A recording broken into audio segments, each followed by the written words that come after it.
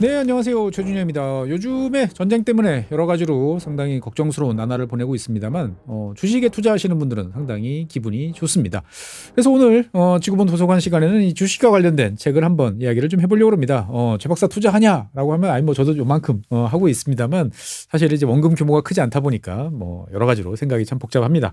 어쨌든 이제 최근 들어서 보면은 내수 경기가 좋지 않다라는 이야기. 근데 이제 왜 안 좋지 않느냐라고 이야기를 들어보면 진짜 사람들이 돈을 안 쓰고 이런 한 장까지 털어가지고 주식시장에 밀어넣고 있다라는 이야기들이 종종 등장을 하고 있습니다. 뭐 코스피 같은 경우에는 사상 최고를 지금 경신을 하고 있죠. 그래서 어떻든 모든 국민들 입장에서 봤을 때는 이제 투자를 통해서 돈을 벌어야 된다. 내가 월급 따박따박 모아서는 안 된다라는 이야기가 너무나 이제 당연한 이야기가 되죠. 그래서 뭐 전 국민의 투자화라는 이야기들이 나오고 있습니다. 다른 한편으로 보면은 이제 뭐 부동산에서 주식으로 이제 돈이 정말 머니 무브가 이루어지고 있다라는 이야기도 나오고 있습니다. 그러니까 부동산과 관련돼서는 대출 그리고 여러 가지 세금 등등과 관련된 규제들이 늘어나다 보니까 장기적인 수익성에 대해서 여러 가지로 이제 어려움이 많아지는 데 비해서 주식은 뭐 세금이라든지 기타 등등 여러 가지로 유리한 면들이 많아지고 최근 들어서는 이제 투자자들이 원하는 상품들도 다양하게 나오고 있습니다. 즉 뭐 외국에서만 우리가 해외 투자로만 할 수 있었던 특정 종목 두배 레버리지 뭐 이런 것들도 이제 출시가 이제 등장한다라는 이야기들이 나오는 거죠. 결국 어떻게 보면 그동안의 대한민국은 이제 자산 시장에 있어서는 뭐 부동산에 너무 많은 돈이 몰려 있다. 부동산 몰빵 국가였다라는 데 대해서 이제 이것이 이제 금융 특히 주식 또는 채권 이런 쪽으로 점점 나오고 있다라는 점에 대해서는 긍정적이다라고 이제 볼 수가 있겠습니다. 그러다 보니까 이제 일각에서는 지금 이제 아찔한 숫자죠. 뭐 7,500까지는 간다라는 이야기도 나옵니다. 그러니까 6,500, 야, 6,000 넘은 것도 정말 정신이 없는 상황인데 7,500이라는 이야기가 이제는 갈 수도 있을 것 같아라는 생각이 좀 듭니다. 그러니까 어떻게 되나요? 이게 이런 상황들이 지금 작년 하반기부터 지금 이어지기 시작을 했습니다. 한 6개월 정도 이제 지난 이제 그런 상황이다 보니까 다들 마음이 급해요. 여기서 뒤처지면 안 된다라는 생각이 듭니다. 아, 이러다 말겠지라고 생각이 드는데 과감하게 뛰어들어가셨던 분들은 뭐 앞자리 또는 뒤에 0이 하나 더 붙는 뭐 이런 모습들을 종종 보여주십니다. 그러다 보니까 너도 나도 이제 다 다급하게 뛰어드는 던져나는 이제 그런 것들이죠. 당연히 이제 늦을수록 우리는 더 모험적으로 투자를 하게 됩니다. 그래야만 이제 내가 시간을 버린 벌충을 할 수 있다라고 이제 보여지는 거죠. 그런데 이게 과연 이제 가능할 것인가라는 생각을 해보면 여러 가지로 생각이 많이 듭니다. 익숙한 뭐 그래프가 하나 보이시겠습니다만 사실 우리는 역사를 돌이켜서 많은 것을 알 수 있습니다. 그러니까 주가라는 것이 영원히 이제 올라갈 수는 없다. 결국 어느 시점에 대해서는 빠지고 후퇴하고 그러면서 다시 많은 사람들이 눈물을 흘린다라는 것을 알고 있습니다. 그런데 그럼에도 불구하고 사람들은 언제나 이제 반복을 하고 있는 거죠. 이 지금 뭐 그래프를 보시면 잘 아시는 것처럼 현명한 투자자들의 진입 시기, 그다음에 기관의 투자 시기, 대중 투자자들의 투자 시기가 오다가 이제 이런 식으로 폭락하면서 붕괴한다라는 것을 긴 시간 주기로 보면은 항상 반복되는 이제 그러한 주기인 거죠. 그러면 우리는 지금 2026년 어디 있을까요? 한 여기쯤 있을까요? 아니면 여기쯤 있을까요? 아니면 이미 정점을 지나서 요 언저리쯤에서 왔다 갔다 하고 있을까요? 사실 알 수는 없습니다. 이것을 이제 안다면 모두가 다 행복한 이제 그러한 시기를 보내겠죠. 사실 우리가 이제 과거에 지난 십몇 년 사이에 많은 경험들을 했습니다. 즉 장기적으로 보면은 우상향한다. 맞습니다. 하지만 우상향하기 전에 다 트랩에 빠지고 그다음에 절벽에서 뛰어내리고 하면서 살아남지 못하는 경우들을 우리는 숱하게 목격을 하는 거죠. 그럼에도 불구하고 사람들은 이번에는 다르다라는 이야기를 들으면서 들어간다라는 거죠. 사실 이번에도 다르다라는 말은 저도 생각해보면 1990년대 후반, 2000년대 초반 여러 번 봤었던 것 같습니다. 그래서 투자에서 가장 위험한 네 단어는 이번에는 다르다. This time is different라는 것이 교훈이긴 하지만 사람들의 마음은 항상 바뀝니다. 사실 냉정하게 생각해보면 우리는 지금 클로드로 대표되는 이러한 이제 AI와 관련돼서 미래에 대해서 과감하게 베팅을 하고 새로운 것이 있을 거다. 새로운 세계가 열릴 거야 라고 이야기를 합니다. 그런데 가만 생각해보면 100년 전에 즉 1920년대 라디오를 처음 접한 사람들은 어땠을까요? 그냥 정말 쉽게 전혀 생각지도 못했던 새로운 문물을 접하고 이게 사람들을 바꿔놓을 거야 라고 하는 미래의 여러 가지 가능성에 대해서 열광하지 않았을까요? 라고 생각해 보면은 과연 우리는 100년 사이에 뭐가 달라졌을까라는 생각을 좀 해보게 됩니다. 그래서 제가 오늘 말씀드릴 소설이 좀 길었습니다만 이 책은 1929라는 책입니다. 잘 아시는 것처럼 1929년이라는 숫자는 주식 투자 조금 해보신 분들은 다 아는 숫자죠. 미국에서 본격적으로 이 주식이 폭락하기 시작한 이런 이야기들이 나오는 거죠. 그래서 주식이 폭락하기 시작했던 그 시기, 장이 붕괴되기 시작했던 그 당시의 모습들을 냉정하게 서술했던 그러한 책입니다. 사실 이 책은 정말 영화를 보는 것처럼 박진감이 넘칩니다. 두께는 좀 두껍지만 정말 그냥 페이지가 팍 넘어가요. 막 너무 재밌다. 어떻게 보면 결론을 아는 스토리, 우리가 막연하게 아는 스토리라서 더 그렇긴 하겠습니다만 결론과 상관없이 정말 그 당시로 내가 1929년에 뉴욕에 있는 주식시장의 한복판에 서 있는 듯한 그런 느낌을 주는 책이다라고 말씀드리겠습니다. 이 책은 정말 뭐 영화의 한 장면처럼 딱 시작을 해요. 그래서 이 찰스 미첼이라고 하는 지금 화면에 보이는 이 양반이 이제 등장을 하면서부터 시작을 하는 거죠. 그러면서 이 양반이 이제 머물고 있던 월스트리트 55번지 지금도 있어요. 당시에 이제 이 찰스 미첼은 미국 최대 은행의 회장이었습니다. 그런데 하루에 13%의 주가가 하락하는 상황을 직면을 합니다. 뭐 13% 정도 생각하면 여러 가지로 감내할 수 있어라고 볼 수 있겠습니다만 문제는 뭐냐? 이 양반이 이제 다른 은행과의 합병과 관련돼서 여러 가지 준비를 하고 있었기 때문에 폭락하는 와중에 기계적으로 사들였던 거예요. 주식이 하락하면 사들인다라는 원칙을 이제 가지고 갔는데 문제는 하락폭이 커지니까 사야 되는 주식 수가 커져가지고 기계적으로 나 사겠어라고 약정을 한 게 7만 주, 하루에 7만 주를 사는 거죠. 그러니까 당시의 경제 규모, 자본금 규모로 보면은 감당할 수 없는 이러한 상황에서 이 문제를 해결하기 위해서 뛰어다니고 사람과 연락을 취하는 모습으로 이 책은 시작이 됩니다. 사실 이제 이 찰스 미첼이라고 하는 이 양반 같은 경우는 이 뉴욕 중심 그리고 미국 주식시장에서 역사를 보면은 선샤인 찰리 항상 밝은 표정으로 뭔가 사람들한테 긍정의 메시지를 전해주는 이제 그러한 존재였습니다. 그러니까 주식시장에 대한 영향력이 매우 막강한 사람이었다라고 이제 보시면 되겠고 요즘에도 이제 그런 분들이 계시죠. 말 한마디 한마디에 주식시장이 출렁출렁거리는 그러한 대표적인 플레이였다라고 이제 보시면 되겠습니다. 그러니까 이 책은 갑자기 우리를 저 뉴욕 맨하탄에 있는 월스트리트 55번지로 데리고 가서 저 위에 있는 은행 회장실로 여러분들을 데려갑니다. 그러면서 이 문제를 어떻게 수습할 것인지 그리고 누구를 연락할 것인지 어떤 친구와 어떤 이야기를 하는지에 대해서 매우 디테일한 모습으로 우리를 이야기를 합니다. 다른 한편으로 보면 이 책은 우리가 잘 알고 있는 유명인사 해밍웨이를 또 끌고 옵니다. 당신은 어떻게 파산했습니까? 라는 이 유명한 질문이 이제 해밍웨이의 질문이죠. 여기에 대해서 답은 그렇습니다. 두 가지 방식으로 파산을 했습니다. 어떻게? 서서히 그리고 갑자기. 너무나 당연한 이야기죠. 파산의 속도가 어떨 때는 좀 느리고 어떨 때는 빨랐다라는 지극히 합리적인 이야기이기도 합니다만 다른 한편으로 보면 우리가 알고 있던 역사적인 버블의 붕괴는 이 두 가지가 동시에 나타납니다. 그러니까 우리가 버블 붕괴 그러면 풍선을 빵 터뜨리면 한꺼번에 모든 것이 무너지는 것처럼 탁 나타나기도 하지만 그렇지는 않습니다. 실제로 보는 모습은 지속적으로 녹아내려갑니다. 사람들을 아주 진이 빠지게 만듭니다. 이제 끝나겠지라고 생각해서 어느 정도 올라갑니다. 그러다 또 내려가요. 또 올라가요. 이러다가 어느 시점 중에서 사람들이 익숙할 만한 때 되면 정말 무슨 이유인지는 모르겠으나 걷잡을 수 없이 붕괴합니다. 1930년대, 1929년에 시작됐던 미국 주식시장의 붕괴 같은 경우에도 서서히 그리고 갑자기 이 두 가지가 조합을 이뤘던 거죠. 그러면 이 책은 어디에 관한 이야기냐라고 물어보면 서서히에 초점을 맞춘 책이죠. 즉 우리가 알고 있는 그러한 한 방에 모든 것이 붕괴된 것이 아니고 서서히 당연히 그 서서히 과정 속에서는 이 과정에서 이익을 보기 위해서 뛰어다니는 플레이어들도 있었고 막대한 손실을 보는 플레이어들도 있습니다. 이것을 지켜보던 수많은 사람들이 또 있어요. 그래서 이 책은 서서히와 관련되어 있는 그러한 내용을 담았다라고 볼 수가 있겠습니다. 그래서 저는 이 책을 처음에 잡으면서 도대체 누가 이렇게 박진감 넘치게 썼냐라고 봤는데 나중에 저자를 봤죠. 저자를 딱 보니까 라는 이야기가 나왔습니다. 왜?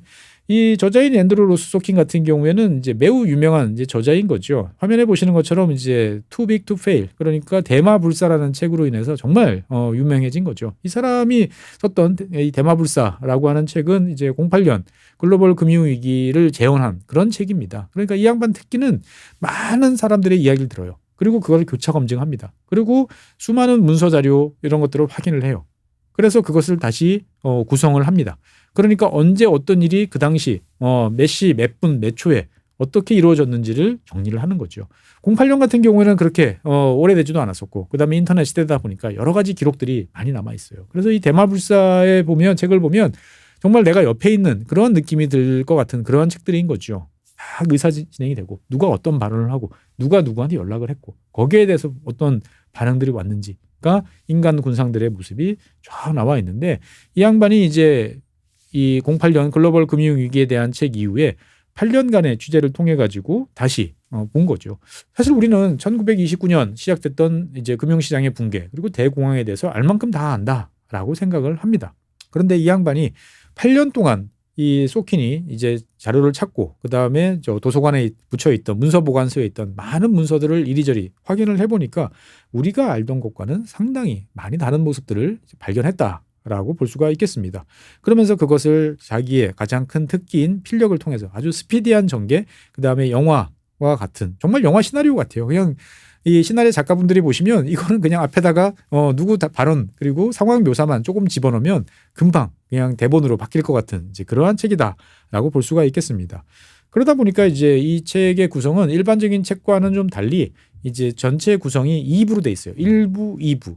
하지만 그 밑에 있는 챕터는 42챕터나 될 정도로 많이 나눠져 있어요. 그러니까 막 장들이 나눠져 있고 빠른 전개를 이제 보여주는 거죠. 그래서 이 스피디한 서술들 그리고 막 등장하는 인물들도 되게 많아요. 보통 이렇게 이야기를 하면 야, 나 사람 얼굴 기억 못 하는데 이거 잊어먹는데 라고 걱정하시는 분도 계시는데 절대 그런 일 없습니다.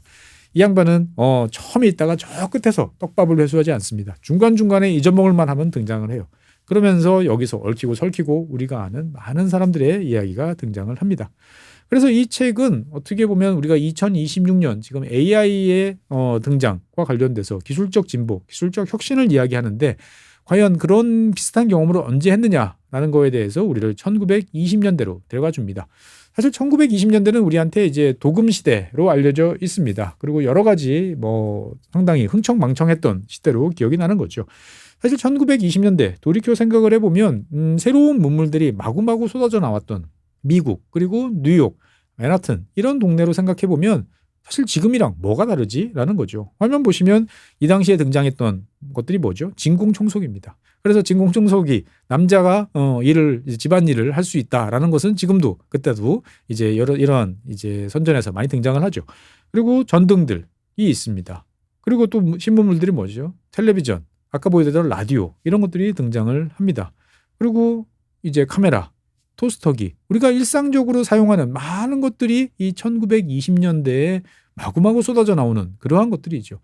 우리가 일상적으로 누리는 이러한 생필품뿐만 아니고 우리가 살아가는 공간들도 완벽히 바뀝니다.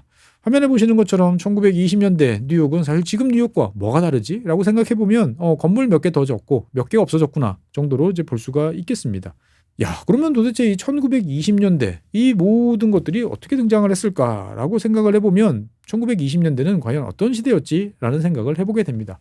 1920년대에 대한 여러 가지 이야기들이 있습니다만 저는 이 책을 읽으면서 한마디로 정리를 할 수 있을 것 같아요. 소비경제의 시대, 현대 소비경제의 시대. 그러니까 사람의 소비에 의해서, 빚에 의해서, 부채에 의해서 무엇인가가 그 전과는 비교할 수 없을 정도로 수요가 폭발하고 그 폭발을 된 수요에 따라서 엄청난 공급이 뒤따르고 그 공급을 한 사람들은 어마어마한 돈을 벌고 당연히 그 돈을 번 것과 관련되는 금융시장들은 급속히 팽창하는 그러한 시대의 시작이 1920년대라고 볼 수 있는 거죠. 그렇게 따지면 우리가 잘 알고 있는 크레딧이라고 하는 신용이라는 것이 등장한 그러한 상황이죠.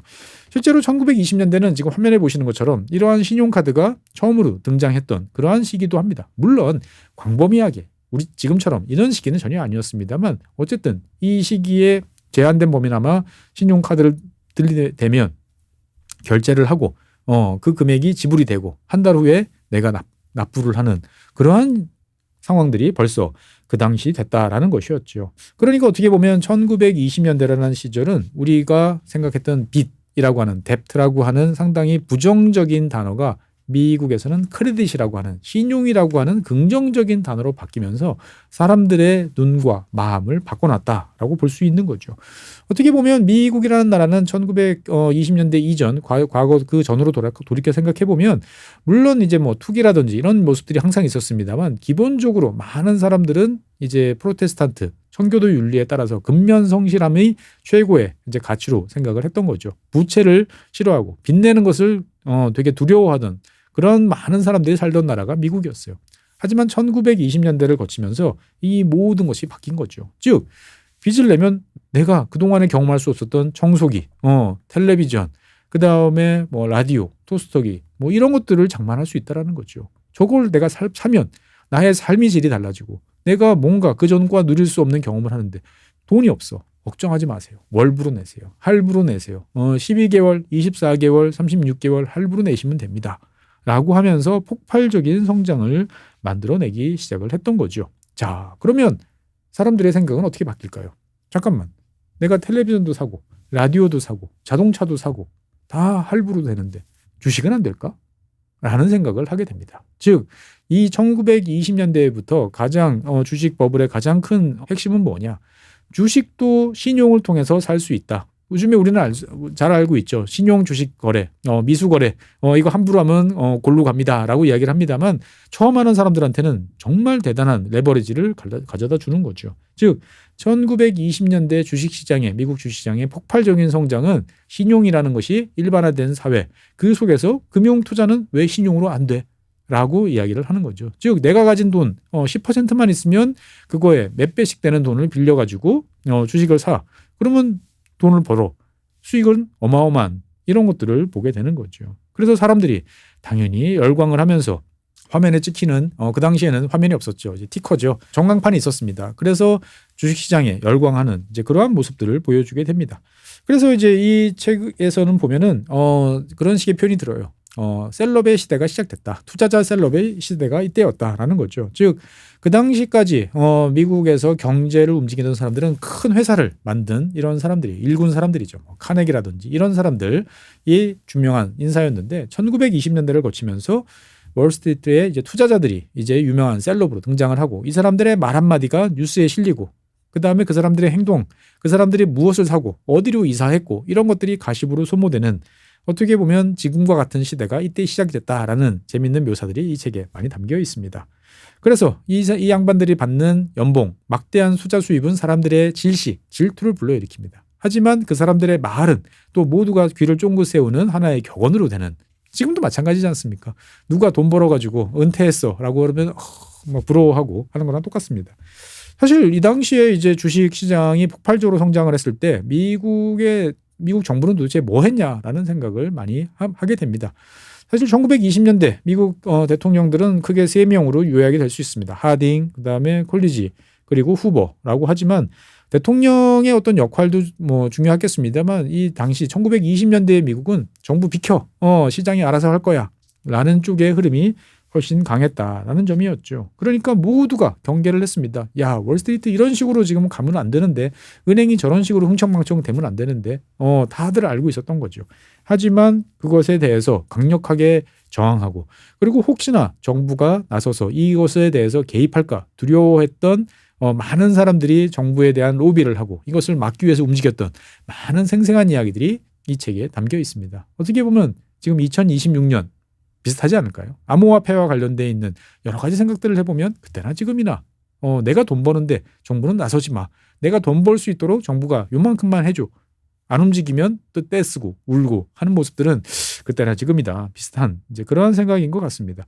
어쨌건 이 책에 읽다 보면 그래도 몇 명의 주인공이 등장을 합니다. 아까 말씀드렸던 찰스 미첼과 더불어 가지고 JP 모건의 핵심 파트너였던 토머스 러번트. 토머스 러번트는 탁월한 이제 외교술 일을 합니다. 그러니까 사람들을 만나고 설득하고 이런 일을 정말 잘하던 사람이고 아까 말씀드렸던 이제 찰스 미첼 같은 경우에는 시티은행의 전신이었던 이제 내셔널 뱅크의 이제 회장이었던 거죠. 그래서 이 양반은 아까도 말씀드렸다시피 선샤인 찰리라고 그랬죠. 잘 될 거야. 낙관. 낙관론자죠.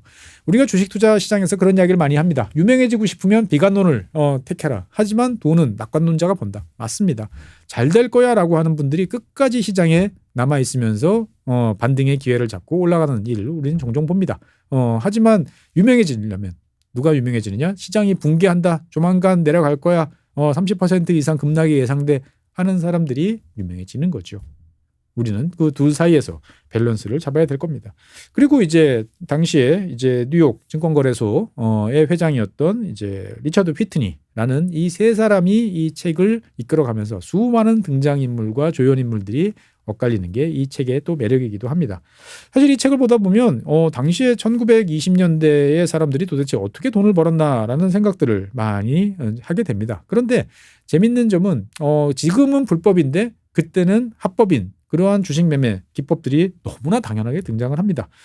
대표적으로 이제 내부자 거래. 우리가 내부자 거래 지금은 하면 큰일 나죠. 그래서 이제 먼저 정보를 듣고 그거를 사면은 지금은 여러 가지 페널티, 심지어 잡혀가고 막대한 양의 추징금, 벌금 이런 것들을 내야 되는 것이 상황입니다. 지금은 이제 그렇게 하면 안 된다라는 것은 상식이죠. 하지만 이때는 내부자 거래가 너무 당연했어요. 그러니까 아예 대놓고 우리 회사가 이번에 뭐 할 것 같은데 주가 오를 것 같은데 내가 당신한테 특별히 알려주는 것 같으니까 여기에 투자하세요 라고 노골적으로 이야기를 합니다. 그래서 그러한 노골적인 티켓을 구매한 특별하게 잘 아는 사람들은 당연히 막대한 돈을 벌게 되는 거죠. 이게 불법이 아니었습니다. 다른 한편으로 보면 이제 통정 매매라고 그러죠. 내가 팔고 너가 사고 그러면서 사고 팔고 하면서 주가를 인위적으로 끌어올리는 그러한 행위들도 빈번하게 이루어지게 되는 게 이 시기다라고 이제 말씀드리겠습니다. 그러니까 지금으로서 보면은 당연히 반칙 플레이인데 이때는 너무나 당연한 플레이로서 진행이 되던 것이 이 당시의 모습이다라고 볼 수 있겠습니다. 자, 우리는 보통 1929년 이때가 이제 버블의 정점이다라고 이야기를 합니다. 그리고 이제 그 정점을 이 책에서는 정확하게 잡아주고 있죠. 1929년 9월 3일. 그러니까 이 책은 이 정점에 이르는 이 시점 그리고 그 이후의 시점이 이제 이 책의 핵심이다라고 보여지는데 한번 화면 보시죠. 화면 보시면 다우존스 지수가 1900년부터 1935년까지의 모습이에요. 그러니까 20세기가 시작된 이후에 박스권 우리가 이제 박스피라고 하는 그런 모습을 우리가 많이 이야기를 했었죠. 그런데 미국 다우존스 지수를 보면 미국도 마찬가지였어요. 1900년대부터 1925년까지는 거의 비슷한 모습 박스에서 왔다 갔다 하던 그러면 어떻게 돼요? 뭔가 올라갔을 때 들어갔다가 내려갔을 때 팔고 하는 패턴 플레이가 성공하는 이제 그러한 플레이였던 거죠. 하지만 1925년을 전후한 시점서부터 급등을 하기 시작을 합니다. 어마어마하게 올라가는 거죠. 그 전까지 100선, 세 자리 숫자에 턱걸이하기 바빴던 다우존스가 이때는 한꺼번에 400선까지 치고 올라갑니다. 그러고 난 다음에 붕괴가 되는 거죠. 그래서 실제로 이 붕괴한 이후에 이것을 회복하는 시기가 얼마나 걸렸냐를 보면 지금 장기적으로 봅니다. 그러면 화면 왼쪽에 20세기가 시작할 때부터 쭉 나오는 거죠. 붕괴하고 난 다음에 이 선까지 올라간 한번 쭉 그어보겠습니다. 언제죠? 1950 몇 년대 정도가 돼야 이것이 이제 회복이 된다라고 볼 수가 있겠습니다. 즉 25년 만에 회복이 된 거예요. 그러니까 대공황 또는 이제 버블 붕괴라고 하는 이때의 충격이 얼마나 컸는지에 대해서 우리는 잘 알 수가 있습니다. 실제로 이제 블랙 먼데이 그리고 그다음 보면은 하루에 13.5%, 11.7% 이런 연달아 이제 펀치를 이제 맞은 이제 그러한 것이 이때의 모습이다라고 볼 수가 있겠습니다. 이러한 딱딱한 숫자 이야기는 우리가 주식 투자에 대해서 그동안에 이제 여러 가지 프로그램 또는 이제 책들을 통해서 잘 알고 있습니다. 근데 이 책에 좀 매력은 또 뭐냐? 당시에 그러면 100년 전에 1929년에 도대체 주식 거래는 어떻게 했을까라는 생각을 우리는 가끔 해보게 됩니다. 어떻게 했을 것 같으세요? 우리는 지금 다 스마트폰 꺼내가지고 이거 대부분 합니다. 거의 99% 이렇게 하시죠. 한 20년 전 해보면 다들 이제 딸깍딸깍 PC 앞에 앉아가지고 하셨습니다. 제 기억으로 이제 1999년 2000년대 보면 주식 전용 단말기라고 하는 무선 단말기들이 처음 거래돼가지고 사람들한테 각광을 받기도 했었어요. 저 어릴 때 주식시장에 가보면 대부분 전화, 창구 이렇게 했었죠. 그러면은 거기서 상황이 바뀌는 이제 이런 것들을 분필로 썼던 그런 기억도 있습니다. 화면 보시면 1929년에 당시의 주식시장, 뉴욕 주식시장의 모습은 이랬습니다. 지금도 이제 우리나라에는 이제 막 소리 지르고 하는 게 없죠. 다 전산으로 이제 처리가 되니까 주식 중매인이 필요 없습니다만 예나 지금이나 미국 같은 경우에는 이런 식으로 각각의 포스트에서 주식을 거래하는 그러한 이제 모습들이 지금도 유지되고 있는 거죠. 그래서 이 각각의 포스트에서 거래하는 주식의 종류에 따라서 브로커들이 있고 여기에 대해서 거래 주문을 넣고 체결이 되고 이런 것들이 이루어질 뿐이지 어떻게 보면 그때나 지금이나 비슷한 그런 상황입니다. 하지만 우리가 제일 궁금한 거는 올랐는지 내렸는지에 대해서 우리는 매우 궁금해하는 거죠. 그래서 당시에는 이런 식으로 티커들이 이제 있었습니다. 그래서 모르스 부호를 통해 가지고 따다다닥 찍히면 이것을 받아보고 읽고 전광판에 그 당시에는 전광판도 있었습니다만 전광판보다는 지금 화면에 보시는 것처럼 이런 식으로 글자를 끼워 넣거나 아니면 숫자로 분필로 써놓거나 하는 이제 그러한 모습들로 이제 갔던 거죠. 야, 도대체 이런 것들로 어떻게 이제 주식 거래를 했을까라는 생각이 들기도 합니다. 그래서 이 책은 1929년 10월 24일 이야기를 합니다. 10월 24일이면 막 붕괴가 시작되기 바로 직전의 모습에 이제 해당되는 상황이죠. 당시에 이제 뭔가 상황이 좋지 않어라고 사람들이 알자 미친 듯이 몰려가서 매도 주문을 냅니다. 당시에 이제 개장과 동시에 1,600만 주의 매도 주문이 몰려듭니다. 지금도 1,600만 개의 주문을 사람들이 처리한다 생각해 보십시오. 그 당시에는 컴퓨터 없었습니다. 이거를 다 수작업으로 처리를 해야 돼요. 이걸 체결을 하고 체결 확인을 하고 돈을 이체를 하고 하는 작업들을 진행한다 생각하면 아찔한 그러한 상황이죠. 그러면 당연히 여기에 대해서 아비규환이 이루어집니다. 내가 여기서 체결이 안 되면 죽을 것 같은 모든 재산을 날릴 것 같은 사람들이 마구마구 몰려드는 거죠. 그러면 다 망합니다. 이 상황 속에서 아까 제일 처음에 말씀드렸던 이 찰스 미첼은 과연 어떠한 모습을 보였을까요? 사실 찰스 미첼 아까 처음에 등장했던 그 상황은 10월 28일입니다. 지금 방금 말씀드리고 있는 상황은 10월 24일이에요. 며칠 전이죠. 며칠 전에 이 찰스 미첼은 어떻게 갔느냐? 이 상황에서 뚜벅뚜벅 화면에 보이시는 이 시장 안으로 걸어 들어갑니다. 그러면서 대규모로 매수 주문을 내는 거죠. 저런 큰 손이 돈을 걸고 매수 주문을 내는 걸 보니까 지금 우리가 너무 성급하게 파는 것 같다라는 사람들의 신호가 퍼집니다. 때마쳐 미국 은행들이 당시에 제일 운양한 주식이었던 US 스틸에 대해서 대규모로 돈을 부어서 주가를 떠받치겠다라는 이야기들을 하면서 시장을 안정화시키는 모습들이 등장을 합니다.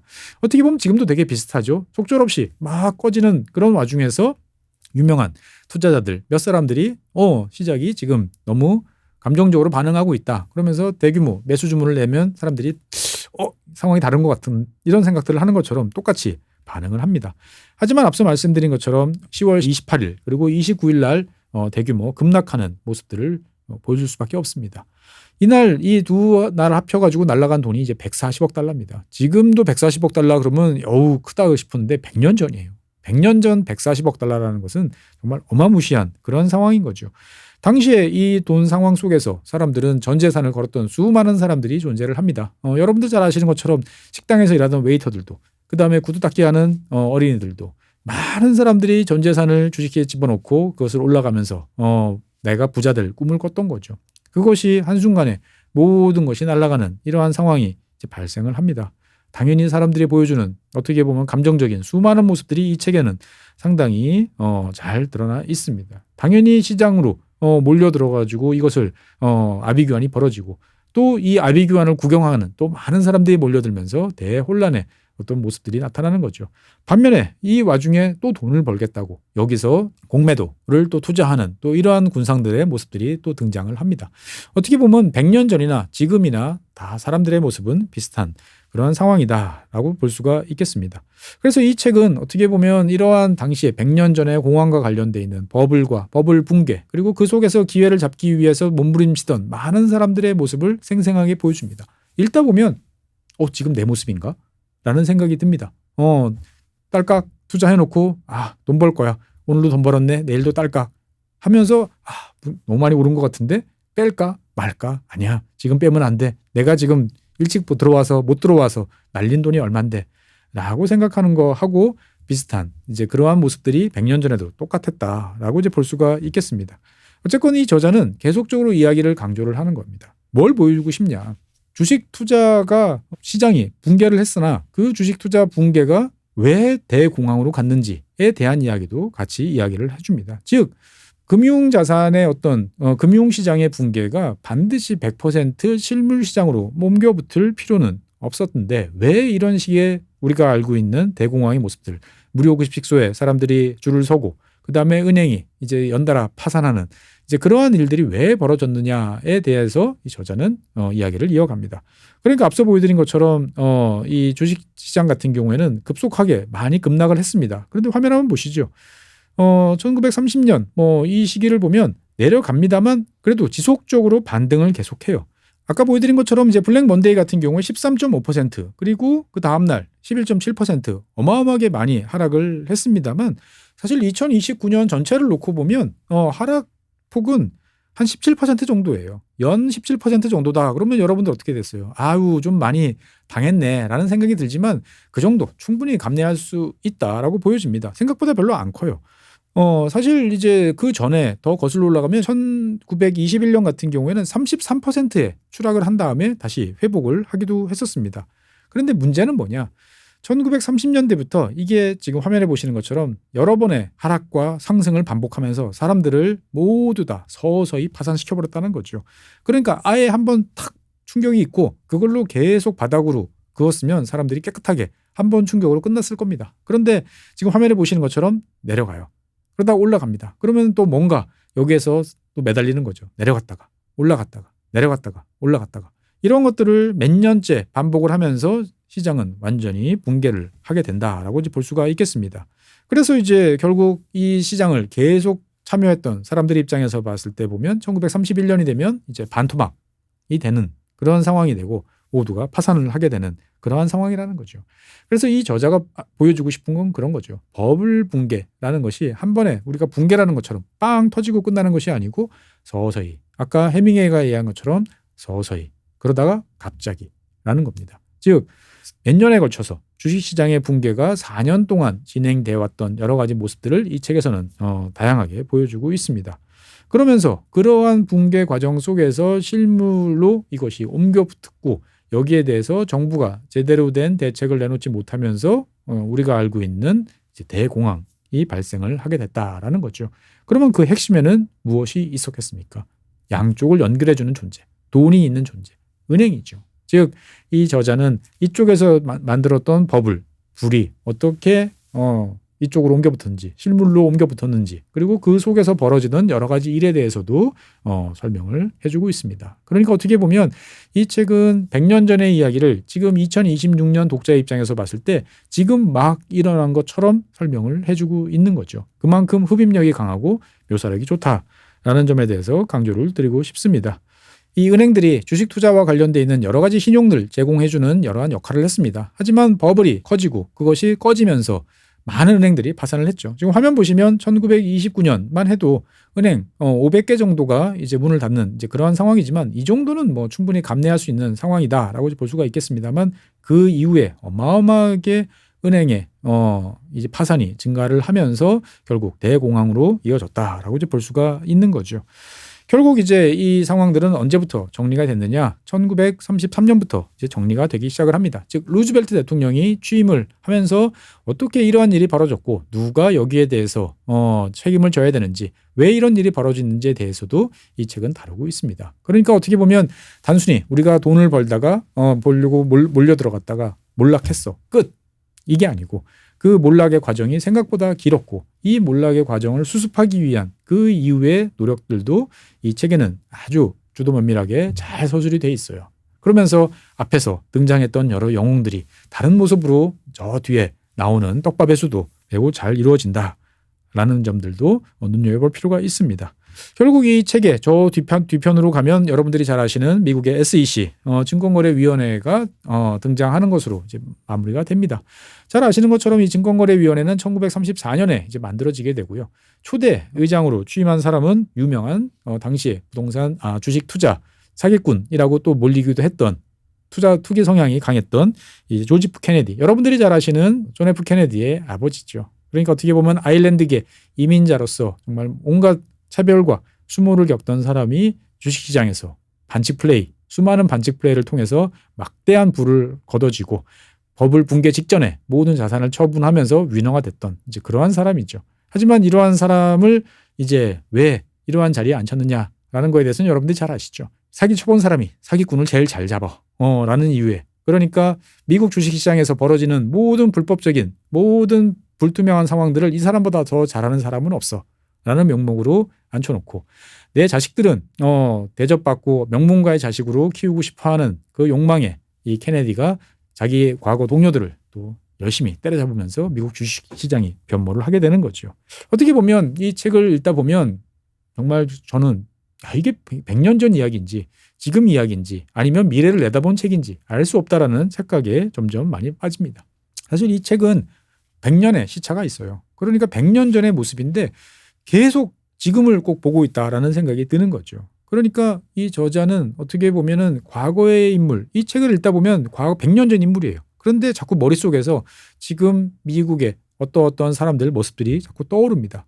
그리고 당시의 미국 정부 관계자들, 지금 미국 정부 관계자들 모습이 떠올라요. 그래서 이 저자는 당신이 이 책을 보면서 그러한 모습들이 떠오른다라고 생각하면 내가 보여주고 싶은 게 그 모습이다라는 것을 강조를 합니다. 즉 어떻게 보면 지금이 1920년대 후반과 같은 버블의 시대를 살아가고 있고 우리는 영원한 고원지대에 상승했다, 올라와 있어 라고 이야기하는 것과 같은 그러한 믿음에 있는 것이 아닌가라는 이야기를 하고 싶은 거죠. 잘 아시는 것처럼 지금은 이제 K자 시대가 됐다라고 이야기를 합니다. 양극화 시대인 거죠. 소득이 양극화되고 다른 한쪽으로 보면은 기술 혁신에 대한 맹목적인 믿음이 커집니다. 이번에는 다르다라는 생각이 점점 강해지고 있는 것이 자산 버블을 만들어요. 그런데 이것이 처음이 아니다라는 거죠. 저자는 100년 전 지금과 비교를 합니다. 이러한 우리 경험으로 가까이 달려보면 과거 1999년, 2000년도 있었고 그 이후에 몇 번 작은 버블들도 있었습니다만 어쨌든 100년 전과 지금은 지극히 비슷하다라는 이야기를 해요. 그러니까 생각해보면 그렇습니다. 사실 그 당시에도 결국 왜 이렇게 커졌지라고 그러면 크레딧, 신용이라는 점잖은 단어로 포장되어 있는 레버리지 투자가 어마어마한 수익률의 향상을 가져왔고 거기에 따라서 사람들이 몰려왔던 거죠. 지금은 레버리지 투자, 미수 투자 그렇게 하긴 좀 어렵습니다만 수많은 상품들이 있습니다. 수많은 다양한 상품들이 존재를 하면서 사람들을 불러 모으고 사람들을 끌어들이는 거죠. 그러니까 형태만 바뀌었지 더 많은 레버리지라는 것이 지금 사람들을 끌어들이고 있고 그다음에 시장을 좌지우지하는 소수의 셀럽들이 수백억 달러, 수천억 달러를 또 움직이는 그러한 모습들은 과거나 지금이나 똑같다라는 점을 이 저자는 강조를 하고 싶어 하는 것 같습니다. 이 책의 중간쯤에 보면 흑백 사진들이 쫙 있습니다. 그래서 책에 나와 있는 여러 사람들의 모습들이 보여요. 분명히 흑백 사진이에요.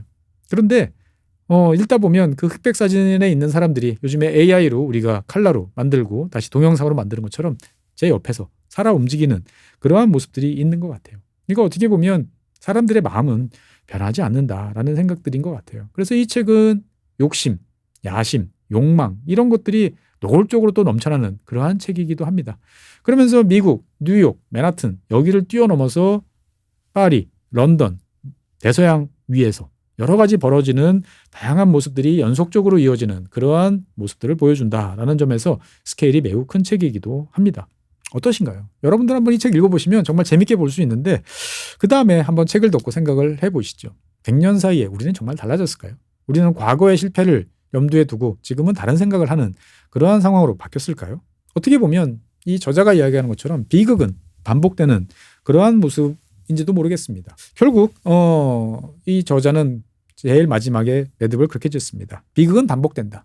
1929년에도 정확히 그런 일이 일어났다라는 문구로 매듭을 지어요. 지금은 과연 다를까요? 어떻게 보면 지금 우리는 1926년 여러 가지 불안한 상황 속에서도 급등하는 주가 지수를 보면서 마음의 위안을 찾고 애써 긍정론을 펼치는지도 모르겠습니다. 때맞춰 모든 여건들이 또 그렇게 만들어 가기도 해요. 과연 이번에는 다를까요? 2026년은 2029년과 1929년과 그렇게 다를까요? 여러 가지 생각이 듭니다. 어쨌든 저는 이 책이 올해 나와 있는 증권, 주식시장, 금융시장과 관련된 책 중에서 가장 잘 읽히는 책일 것이다 라고 확신을 합니다. 그리고 투자와 관련돼서 여러 가지 관심이 있으신 분들은 꼭 읽어보시면 여러 가지 생각들을 하게 돼요. 즉 과거를 통해서 미래를 내다보게 해준다라고 하는 우리의 원칙론적인 이야기가 이 책에 정말 잘 맞는 책이다라는 말씀 드리고 싶습니다. 모두가 대박을 기원하고 부자가 되고 풍요로운 미래, 파이어를 생각을 합니다만 과연 그런 것이 지금 우리 옆에 어느 정도의 수준일까, 어디까지 왔을까에 대해서 한번 무섭도록 냉정한 과거의 모습, 생생한 모습으로서 지금 우리를 한번 측정해보게 만드는 그러한 책이다라는 말씀드리면서 오늘 지구본 도서관 마무리하도록 하겠습니다. 네, 다음 시간에는 새로운 책으로 여러분들 찾아뵙겠습니다. 고맙습니다.